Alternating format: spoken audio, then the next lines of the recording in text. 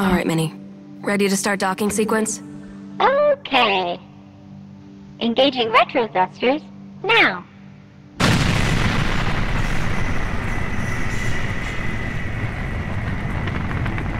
Lunar Transfer Station Tacoma. Commercial Cargo Transit Facility. Crew evacuated. Station AI offline. Air supply? Breathable air on Tacoma for a crew of 1 should be more than sufficient. Docking now.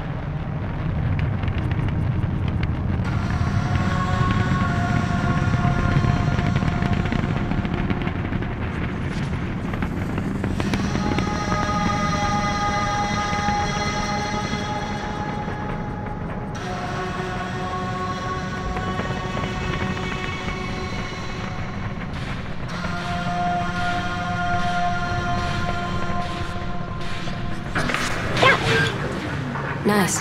Thanks, Minnie.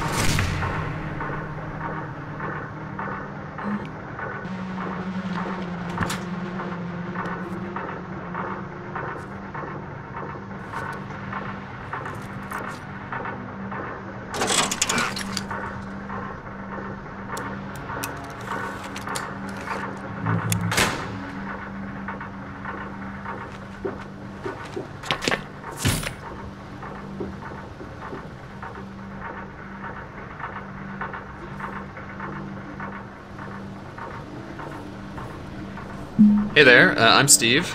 I'm Carla. And we are the co-founders of Fulbright, and we want to welcome you to Tacoma's commentary mode. Welcome.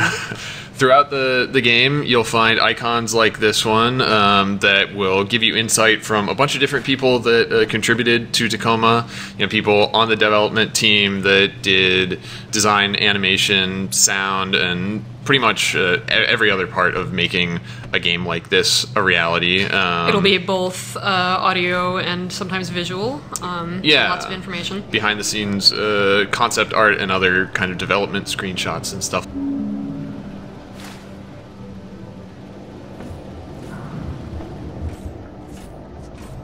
So doing the voice recording for Amy was definitely very different from what we did with Sam in Gone Home.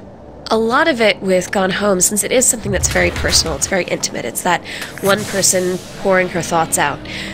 And then you have something like Amy in Tacoma, where she's really removed from everybody else. She's, in a sense, really removed from the story that you're exploring. Because she's playing... So Minnie is Amy's ship's AI. I think she's most known for saying, okay. And I am the voice of Minnie. When we originally recorded it, it was just Scratch. So we didn't know then that I would be the voice of Minnie, ultimately. But yeah, it stuck, and it was a nice surprise. Yeah, Minnie went through like a bunch of iterations. Actually, it was kind of hard to get her right. We ended up kind of settling on the audio direction being like a happy version of HAL, like the really famous AI from 2001. So yeah, I just kind of took Noelle's really amazing VO and I would do things like I would time stretch it, or I would take one syllable and like an okay, that line. I took the O and I, like over a period of time, I kind of pitch bent that vowel sound up.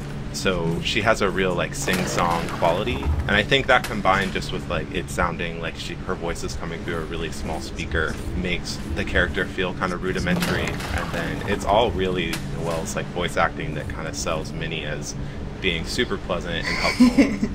I just remember when we were recording it, Steve and Carla are just like, cheerier! Be like you are when you come into the office or something, and I had no idea that I was quite that cheery all the time.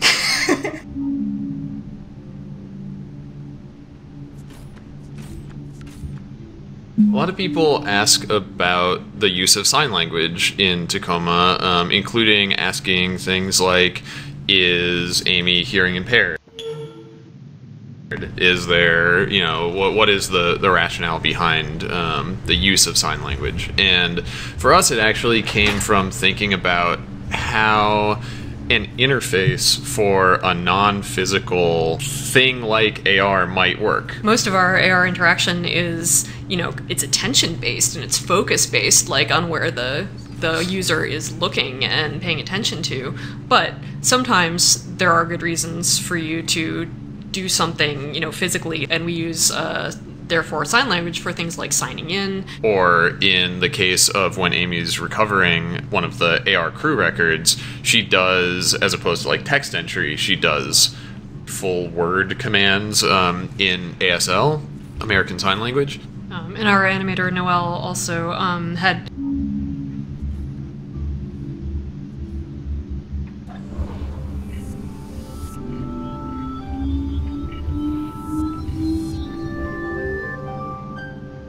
Your body positional data has been registered with Tacoma's AR network. Please sign in to confirm your identity.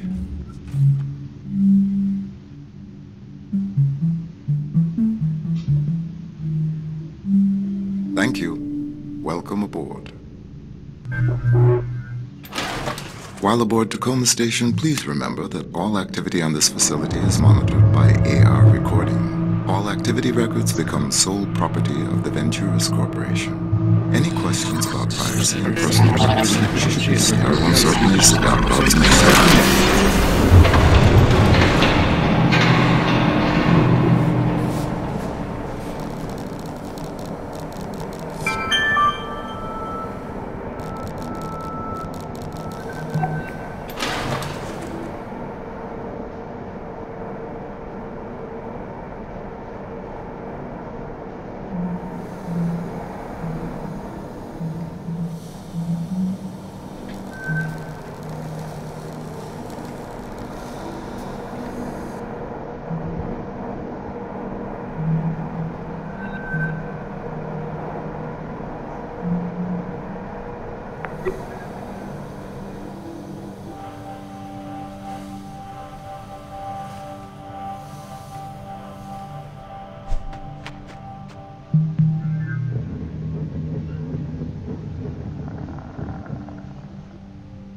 So, you really miss it, huh?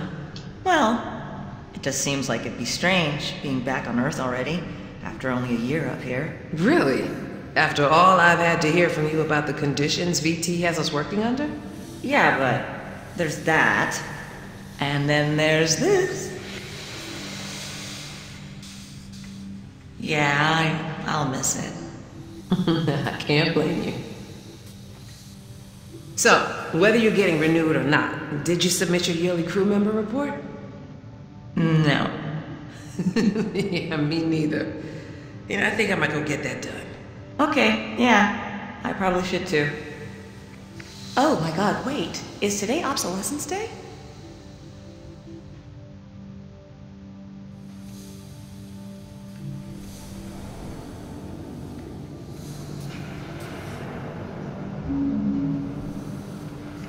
So, Zero G controls.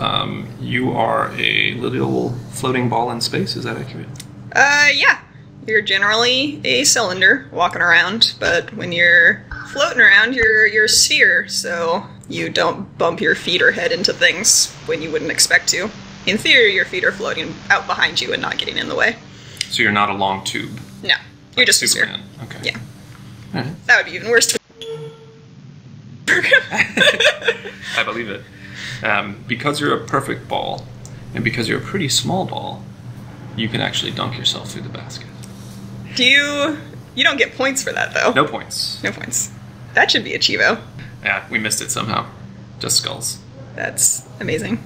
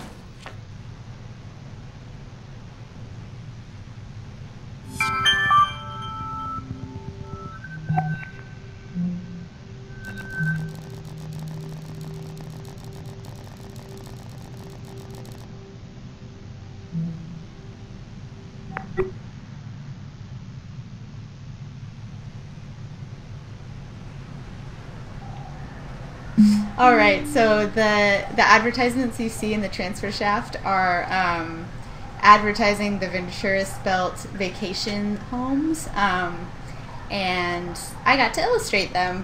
They're really fun. I'm usually doing animation and stuff, so this is kind of like a fun little task. Oh yeah, yeah. So when I was working on Tacoma, like at sort of in my free time, I would just like record a bunch of music, and Steve, the idea for the transfer ad kind of came online, and Steve was like, "Oh, we need like a jingle for this," and I was like, "Oh man!" I thought to myself, I wrote a really like obnoxious, like corporate music-y sounding thing like 3 days ago. This will be perfect. So I like rearranged some things, and I was like, I think this is terrible enough to be elevator music, and tell the story of like this corporation sort of, you know, licensing this terrible song to put in this elevator and make people listen to.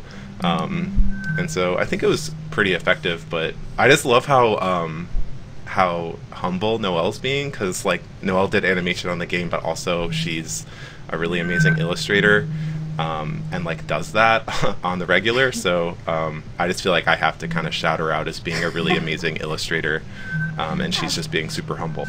Thanks, Patrick. Yeah.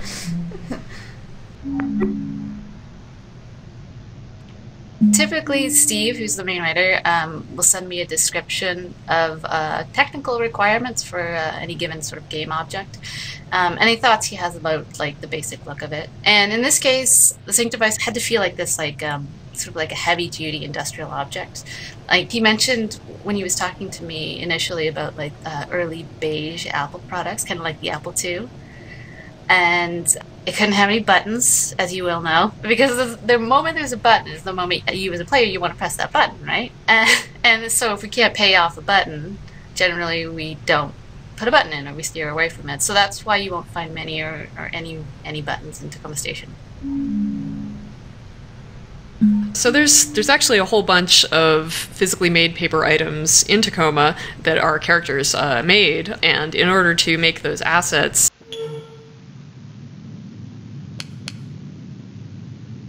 Kate and I pretty much always actually made those paper objects and scanned them and whatnot to put them in. As opposed to typing it out in Photoshop. Yeah. I guess we carried that over from Gone Home, just kind of making things physically on paper, because it really does look a lot different. It does, yeah.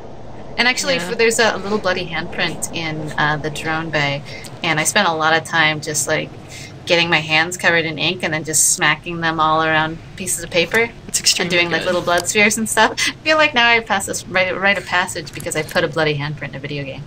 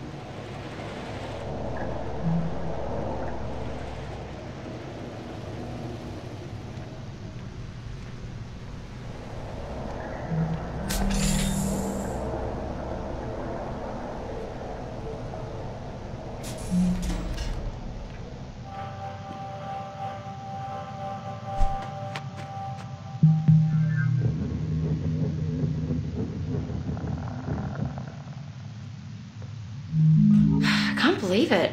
Well, you told me we get renewed. Yeah, but I meant us, not the whole crew. I guess there's just something special. Something special about Tacoma Crew 88. Yeah, not just special, it's unprecedented. I looked it up. It's never happened before. Well, everything happens once. I don't know, personally, I'm happy for us. Happy to be stuck up here with these people for another year. Some of them aren't as pissy as you. What's so bad about these people? Well, they live in a tin can, for one thing. I think it's a pretty nice can. Oh, you have a pretty nice can. Oh, yeah? Well, I think you have a pretty nice can. Shut up. Can you just try and make a go of it? 1 more year. Then we'll be back home in Singapore. You wouldn't believe the offshore apps they're building these days. 360-degree ocean views. Personal drone dock on the mainland. It's called paradise. 1 more year. 1 more year. Here it is. Odin's masterpiece. Sarah, come on up. It's ready. Gather round, everyone. As per Obsolescence Day tradition, tonight's festivities have been planned entirely by our all-knowing, all-seeing computer companion Odin. He provided specifications for the cake, the decor. We humans only did the grunt work in his grand plan. And so for your enjoyment tonight... Oh! Whoa. What the hell was that? Odin, what was that? Debris has... I have righted the station's orbit. Radio power? But they said... Wait, so there's no oxygen on the station except what we're breathing right now? Correct. Additionally... How long does that give us? Jesus, how much We should have shit about has- 48 hours of No, breathable I'm air. trying other Maybe VR more, channels. if Odin's readings are correct. All right, I'll have VT send up a fresh supply straight away. Guys, it might not be that easy. Additionally, external communications have been lost. Jesus. So we've got no air supply, no external comms, no way to call for help. Well, anybody got any bright ideas?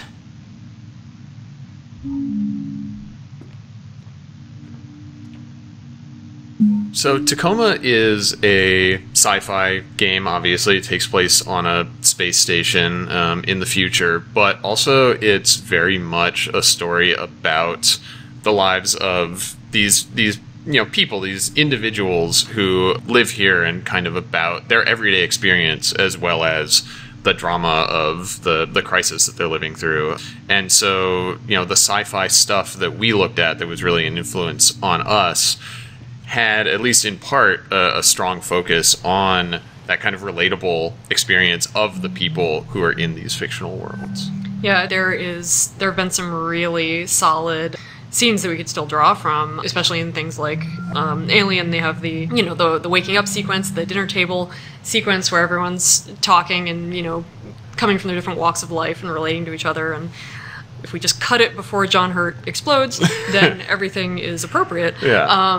Then we have like Moon, which has long sequences of how a person could actually live their life. And those were the kinds of things that we wanted to be able to talk about, was what are these people's lives like in a day-to-day way, so that you can kind of picture what it would be like to be here, or what it would be like to be in their situation, and kind of identify with that. Totally.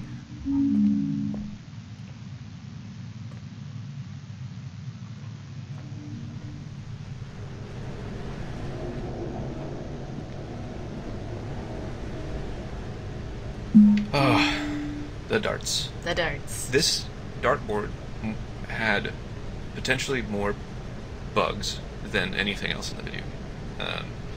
I was still fixing bugs, the last night before release on this. It's just, there's so many states and so many confusing, unique features about this, with the, being able to put the darts back in the door, and then the door can move, and the door can be open or closed, and it can close on a dart that's stuck in the board.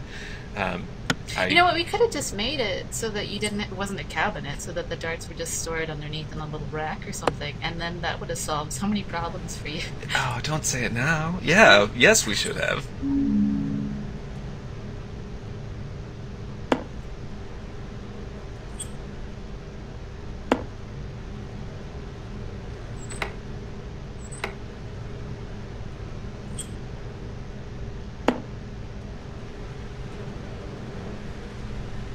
Do you want to talk about the pool table? Oh, yeah. Sigh. Pool table. Yeah, well, no, I mean, I actually had a lot of fun making the pool table, which both of us worked on. Yeah. Quite a bit, because it is strange. It's a fussy little beast. The main reason it's fussy is this is actually just a physical pool table, and it works pretty similarly to a real pool table. When the pool balls go in the pockets, They actually have to fall on a ramp, and then that ramp rolls the ball and, drops it down into the ball return or to the cue return. A little ramp with a little tube, just like a real pool table. Which, if you're trying to make something deeply interactive and have the players engage or not engage with it, but at least it feels like it should, which is hopefully the bar you're trying to hit, is the player feels like that's legitimate. Like, I'm in a place and the pool table works as I would expect it to. Yeah. So here we are in the lounge, my favorite place in the game. Yeah, mine too, I think. I can't put my finger on that. Part of it is the pillows? Yeah. Oh, so those pillows were kind of a nightmare to make, and the less I could see of them at the end of the game, the better. Just because when I made those pillows, they weren't like sculpted or anything like that. I was using this program which is like this. This is basically a sewing program in that it allows you to make patterns in class simulation. So that you would, make like a pattern, like a traditional sewing pattern, and then it allows you to stitch it together. And if you have something like these pillows, it allows you to use a pressure slider, and it'll sort of inflate the thing you've stitched together. Except the problem is that I kept on just gently inflating them, and they kept like floating into the void, to the point where like every time that I tried to make these pillows, I would just lose them. They would just float away. So by the time that I was done making what should be a fairly simple model, because I was learning new software at the same time, I was like, I'm done with these pillows. And then someone put them on the lounge floor, so I had to see them every time I came in here, not just in the bedrooms. Glitch was initially a way for us to make our text more approachable. We wanted to have the appearance of a full page of information, but not make you have to literally read the entire page, and retain everything. So we were like, what's a good way for us to give you basically islands of ideas to grab onto so that you, don't have to process an entire page. But also, like Carla was saying, we had this problem conceptually, which is like, if you open, for instance, a web page in an AR desktop in our fiction, why isn't it just the entire thing that you can read? We didn't want to have to put all of that in front of the player, and so being able to say, like, a lot of what our game... One thing that stood out was the fact that we wanted this idea that the skybox, the starfield, the rotating sun, and then the sun hitting the interiors, we wanted them all to tie together so that it felt like one contiguous thing, that you felt like when you looked out the window, you saw the thing you were in, because I feel like there's a lot of little cues that make people have that feeling, which is when they see that the sun is in the sky at a certain spot. I was on a podcast recently talking about Tacoma, and they made me answer for that toothbrush that you made me build. Oh no, I'm sorry. They were like, well, you gotta explain yourself. Let's talk about that toothbrush and stupid future objects for a second, because the idea behind a lot of the things that we built was, we have sort of like a quotidian, like an everyday object. How can we make this worth picking up and worth turning over and worth... I remember when there was like one frame of the animations in admin in the kitchen where all the characters would like show up in the hallway outside between the kitchen and Evie's room, or the dining room, and they were all kind of in a group hug pile, just like halfway through the floor. I've run into bugs, but a lot of them had to do with, like, the cat, for instance, in the, I believe it's like the cryo scene at the end, would just show up like 100 times the size it's supposed to be, which was really good. I don't know. Usually they're pretty minor. We're a cat-rich studio. It's true. Yeah, because I feel like a lot of studios I've worked before, they're like dog-heavy, but this is cat intense. We have many a cat. It's true. In Evie's bunk, we have all three of the cats from the development team, which makes it sound like they worked on the game. They did. Okay, fair enough. Did. Well, he would hit the keyboard from time to time. Amazing. Yeah, so the song in Evie's fragment here in her bunk that she sings, and the actor, Don Lewis, sang it for real for us, and it was awesome. Is that all there is?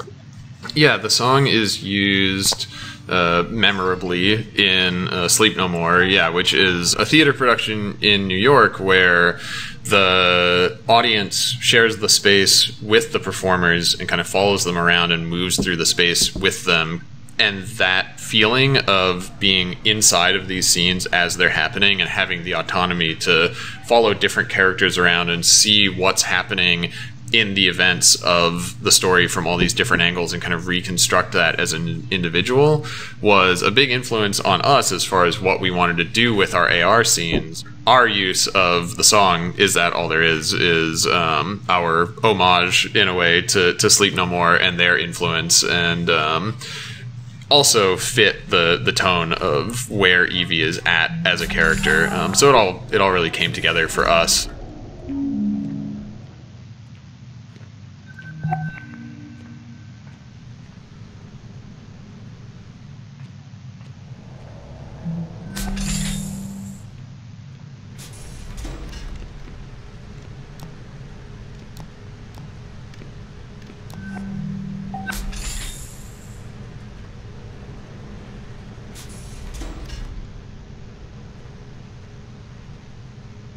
So Tacoma's localized just like you would expect a game to be localized, in that it has subtitles. And I think the interesting part of the localization for Tacoma is the in-world aspect, where if you have your settings turned on to have AR overlays, then if you look at something like, for example, a magazine in a bunk, the text will appear translated into your given language as an AR overlay. So using the fictional AR technology as a way to show translations of text in the world. And also, like, even just, like, in-world signage and stuff like that, where you just, like, translate directly in the world, so people don't have to be like, what does that say? Let's turn on the overlay. It's just there. Right. And so you're seeing digital information the way that a character in the fiction might if they were just switching their, like, augmented reality rig's native language to Russian or Japanese or, you know, what have you.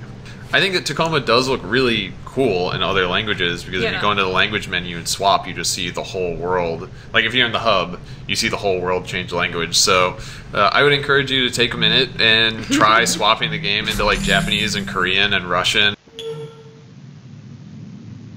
and just kind of see the world transform through the character sets that come up, because it's pretty neat.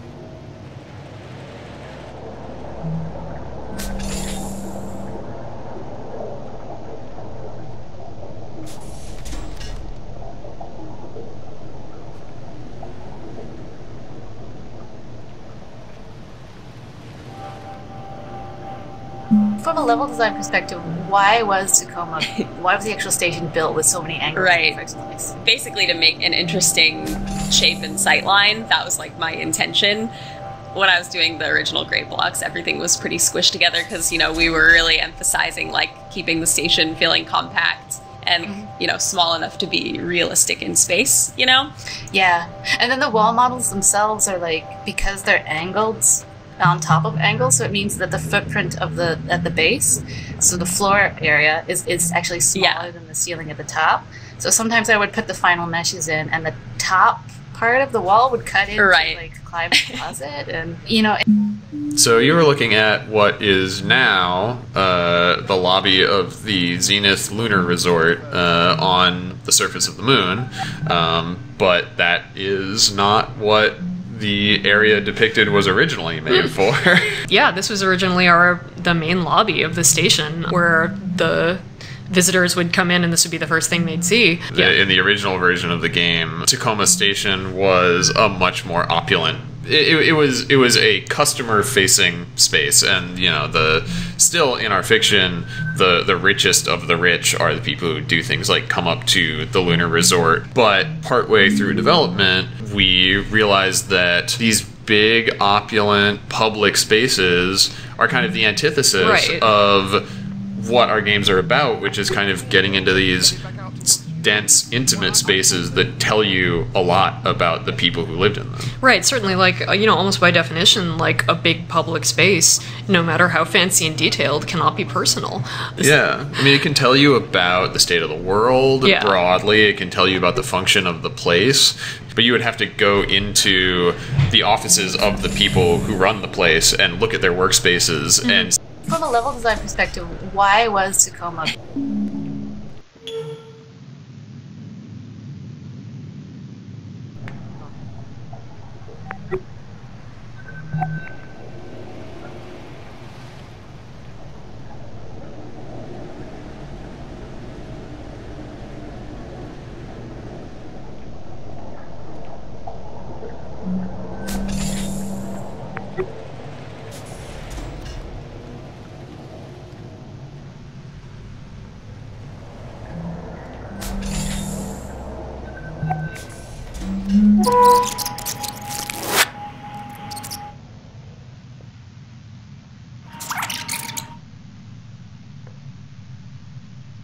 There's just something special. Something special about Tacoma Crew 88. Yeah, not just special, it's unprecedented. I looked it up. It's never happened before. Type of AI. Well, everything happens once. Personally, I'm happy for us.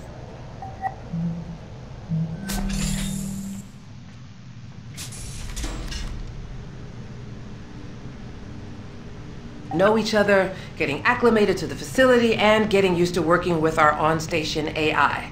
Though working with...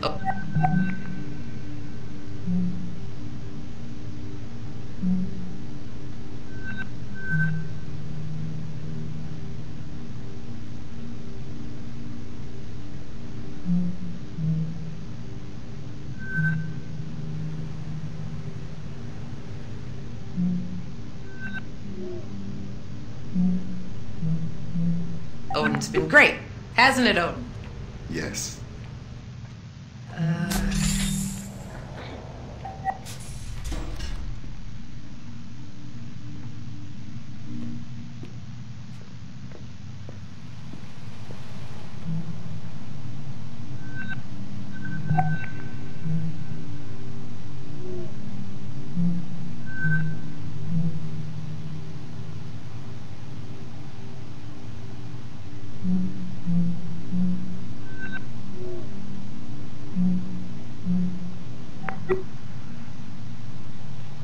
An adapting year.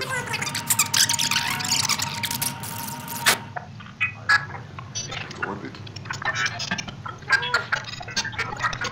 I'm a bit...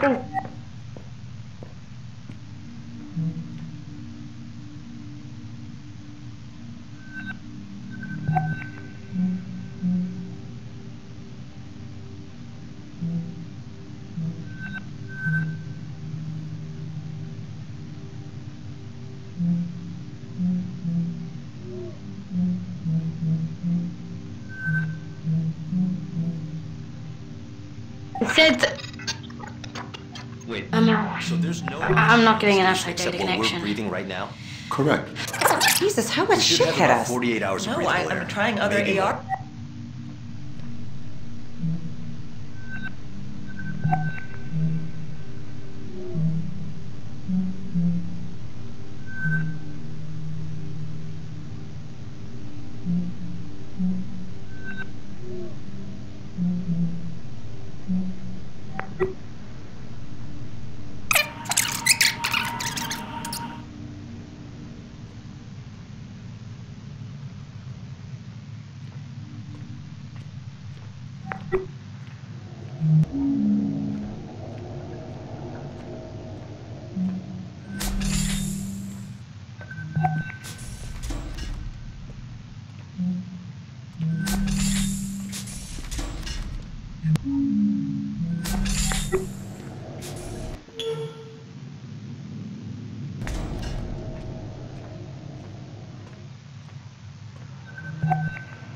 Steve and Carla are really inspired by that scene around the dinner table in Alien. So the obsolescence day.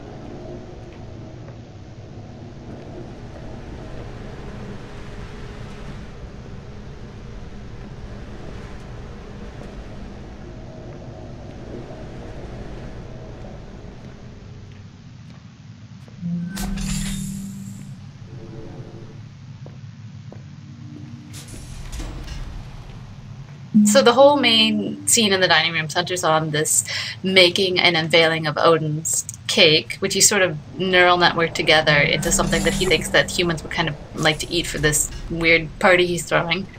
So that's the cake in the game. It doesn't actually exist. It's just sort of implied cake, implied sheet cake. But Sarah, for our lunch party, so you were responsible for actually making, like reproducing the cake in real life, right? Yes. I almost feel like I think in my head that it was going to be a lot funnier than it actually was. Like, I was very concerned about the look that I was going to get from a baker when I go in and say, "Hi, I need like a basic sheet cake in gray," and then with very specific red icing. But yeah, she ended up being fantastic. I think we agreed right away that it needed to be some very clear store-bought sheet cake style, nothing super fancy, because again, you're supposed to be reproducing something that was made in the game. Yeah. She's like, got it. This is going to be great. Now, how big do you want it?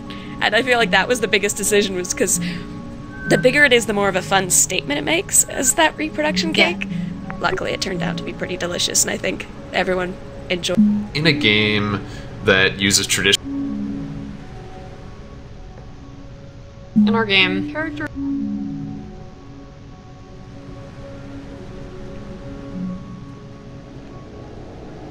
We were really...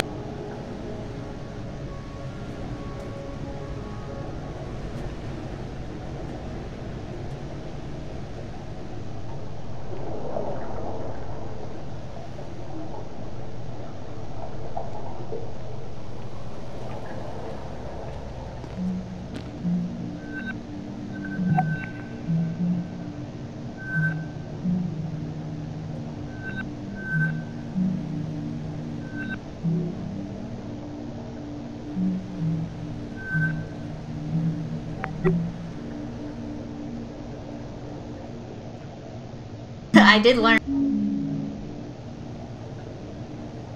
You're a good engineer. You're totally gonna waste up here. Well, didn't you say Evie was gonna talk to corporate about giving you more access? Yeah, but it never went anywhere. Hey, that's a good point, actually. What? Evie, can you get back to cargo? On my way. What are you doing? Yeah, this'll work. Matt. What is it? Hey, remember when we talked about how I needed access to Odin's direct interface? Uh-huh. So how about this? Tell VT if they don't grant access to Odin, they're gonna have to find themselves a new network specialist. Oh my god. Nat, you're not even renewed yet.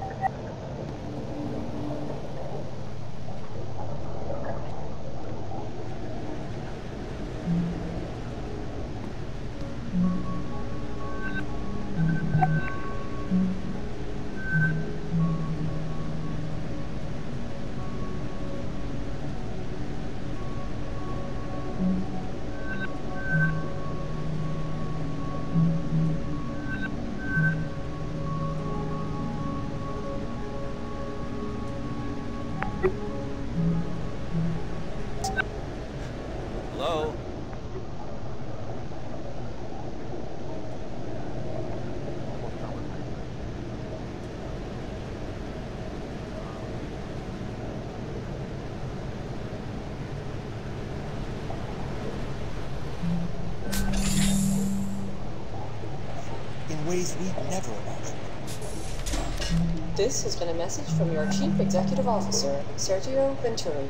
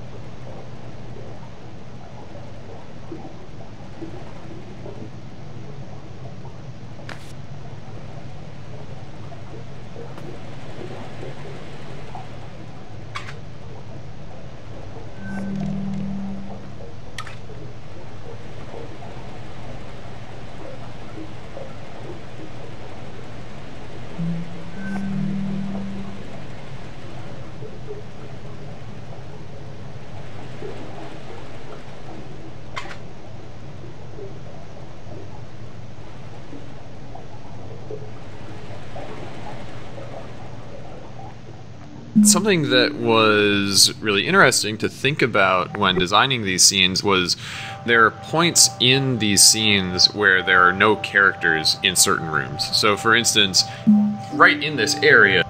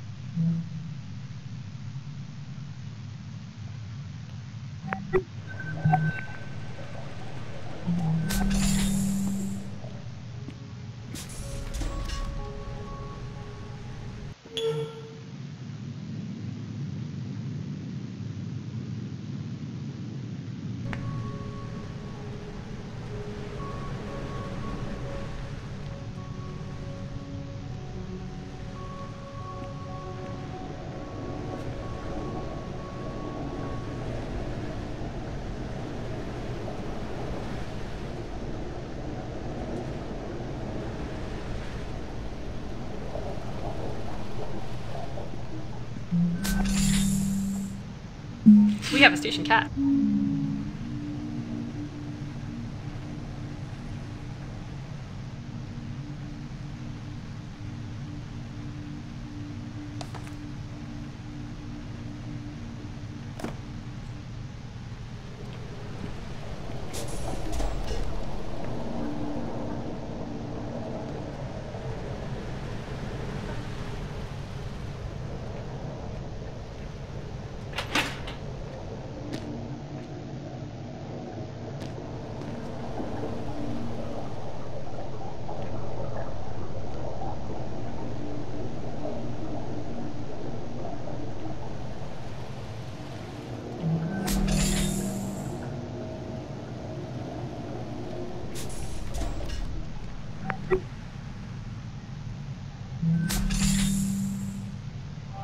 So there's a lot of QR codes. One of Clive's themes.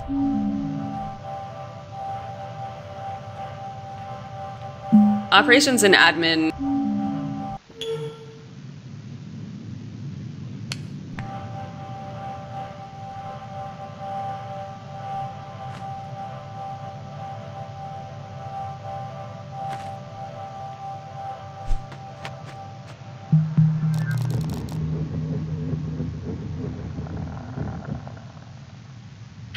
No, Germler, I don't know.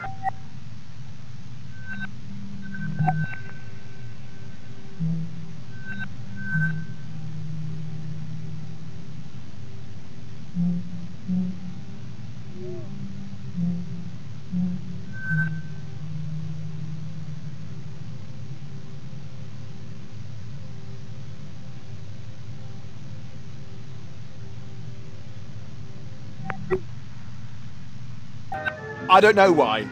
All right, I mean, you know how I've always been. It's never real in my mind. Why would she give a damn about me? Of all the people... Shit. Oh, bollocks. No, I'm just... I'm spilling scotch all over outer space.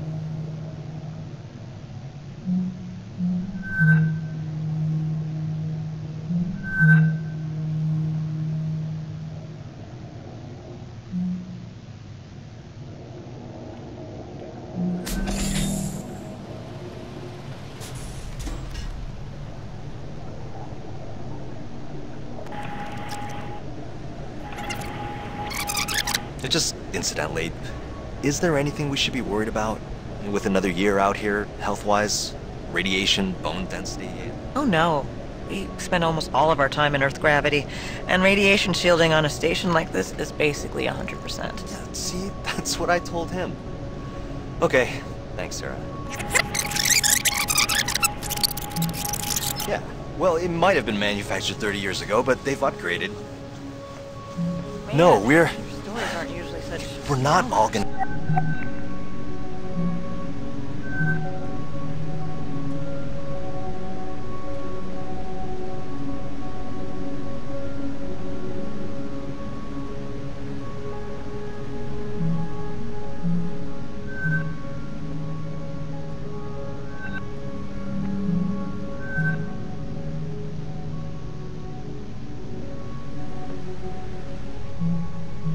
get cancer or bone disease or... Okay? I suppose I am. listen, would it make you feel better to hear it straight from the station doctor? Wait. Okay, You hold mean on. me? Or... Hey, Sarah, can I bother you for a second? What? Oh, sorry. What is it? I have my son, Nicholas, on AR, and he wanted to ask you... What? No, you said you wanted... Literally and figuratively, for the orbital economy as we know it today. Thanks to Venturis, the Ono space elevator linked man to the stars. The fountain of Paradise Spaceport, a bustling hub of commerce that brought a new era of prosperity to our planet. Built on the orbital economy that the space elevator made possible, Earth's technology continued to grow and advance in ways we'd never imagined. This has been a message from your Chief Executive Officer, Sergio Venturis.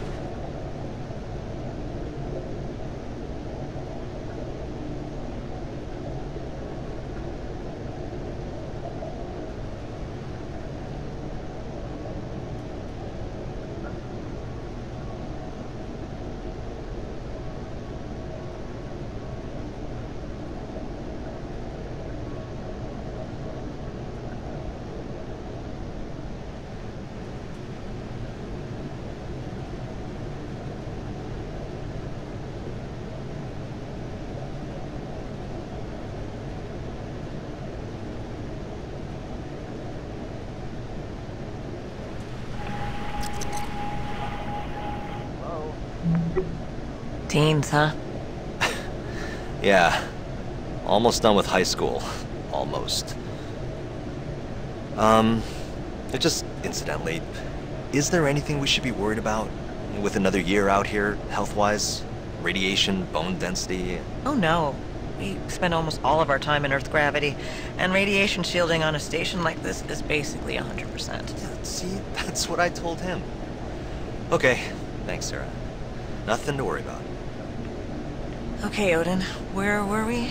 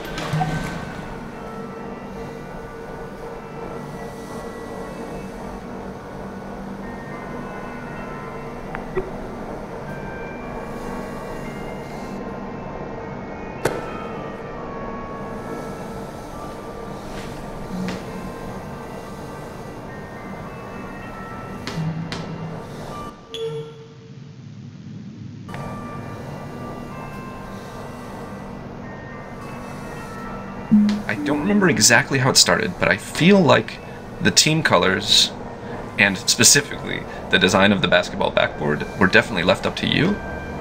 So Yes. I want to know about these backboards because I absolutely love them. I remember when, because I made a bunch of signs to point us in the direction of the Tacoma Dome, and you guys just let me kind of go bananas. You didn't say anything particular. You said make a bunch of signs, and I just made. Here we are in the hub. Yeah, It's big. it is very big. Actually, that was one of my concerns when we sort of first started making the hub.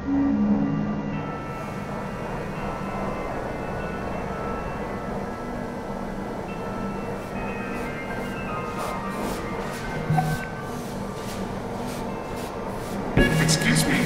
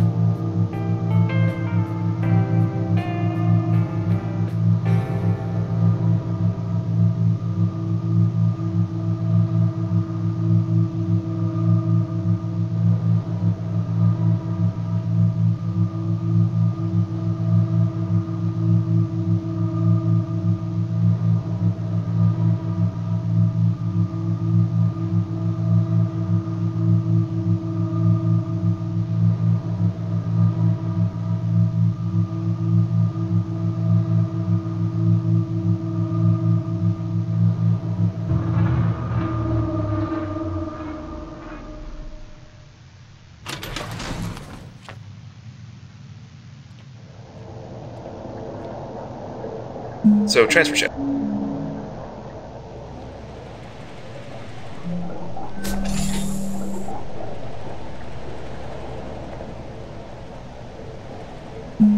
They're like his little.